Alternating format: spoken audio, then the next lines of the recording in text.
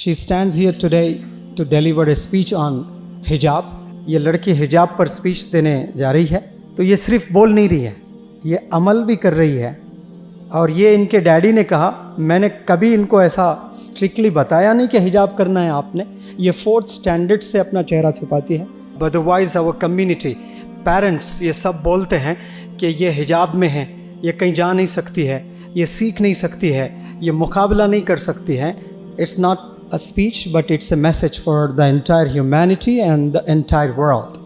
Ladies and gentlemen, with immense sincerity, I stand here of the days to deliver a speech on hijab. And I'm sure through India Islamic Cultural Center, through this iconic platform, my message on hijab, my love for hijab, my respect for hijab, my emotions attached with hijab will spread across the world, inshallah. A woman modestly dressed is like a pearl in its shell. Allah subhanahu wa ta'ala says in the Holy Quran that, O Prophet, tell your wives and daughters and the women of the believers to draw their veils over their bodies when they step out of their houses. That is most convenient that they could be known as such decent women and not be teased. Now you all tell me, their room is full of cheap white marbles. And if there's also one that is pure and red, sure enough, it needs a jewel box for its protection. So if I am that pure and red marble, my hijab is that jewel box that protects me. Hijab does not cover up a girl's beauty, but in fact, it displays her strength, commitment, and confidence, which is built out of love for her Lord Allah subhanahu wa ta'ala and not for the love of this worldly life. Some people claim that wearing hijab is going back to the prehistoric period. Well, that's not true.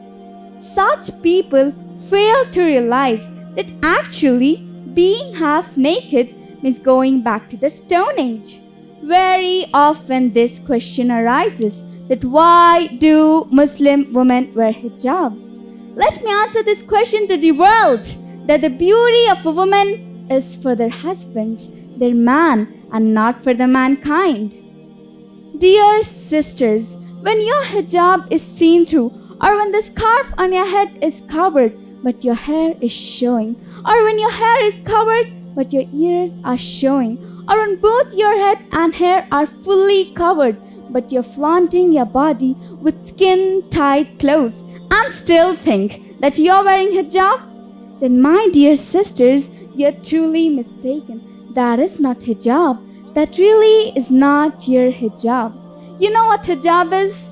Hijab is an act of obedience to the Creator, an act of submission to the Lord, an act of honor and dignity, an act of simplicity and purity. It means modesty for all in all forms, and of course, freedom from evil eyes.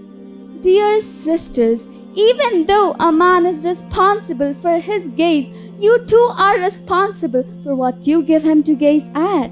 So guard your modesty.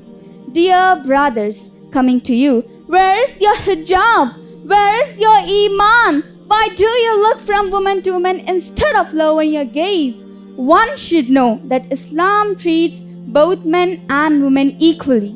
And don't forget that hijab was first made compulsion for men before women. All the religious scriptures talk of women covering themselves, as the Bible says that women should be dressed with severity. It is also mentioned that a woman who does not cover her hair should be shaved off. Haven't you seen the images of Mother Teresa covering her head? Haven't you seen the images of Mother Mary, Mother of Jesus, covering her head? It is mentioned in the Vedas too that women should cover their heads. And the Quran says that modesty is the crown of a lady. I wrap up my speech with a beautiful poem. You look at me and you call me oppressed simply because the way I'm dressed. You know me not for what's inside. You judge the clothing I wear with pride. I am an individual, I'm no man's slave. It's Allah's pleasure that I only crave. I have a voice, so I will be heard. For in my heart I carry His word. Mom doesn't tell me to dress this way. It's a law from God that I obey. Oppressed is something I'm truly not. For liberation is what I have got. I can climb mountains, across the seas, expand my mind in all degrees. For God Himself gave us the liberty when He sent Islam to you and me. I'm immensely grateful to India Islamic Cultural Center and English House Academy for providing me with this splendid opportunity to address you all wonderful trainees of this famous personality development workshop. I'm equally thankful to my father who has booked flight tickets from Hyderabad to Delhi and brought me here with my mother and little sister to motivate me and help me explore myself. Let me take this opportunity to inform you all that very recently I have underwent a 1-month personality development workshop at Metropolis Hotel, Secunderabad in Telangana, where school children, college students, graduates, postgraduates, teachers, lecturers, doctors, engineers, advocates, businessmen, and ulama from 11 different states of India took the training. And believe me, it was a great experience learning the importance of communication skills and values of life with the trainees from all walks of life.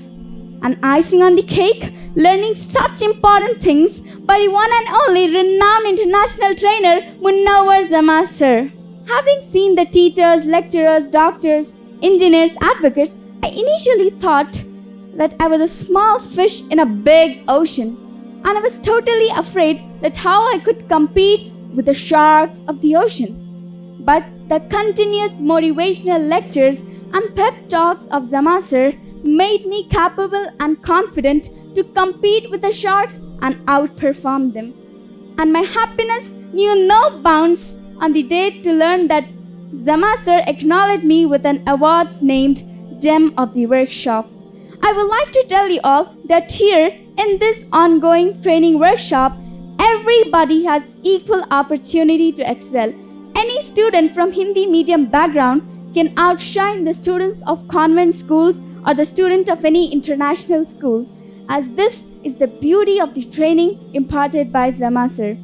I wish you all the very best of luck for the workshop and extend my thanks again to India Islamic Cultural Center for giving opportunity to aspirants like me. India Islamic Cultural Center is a wonderful place.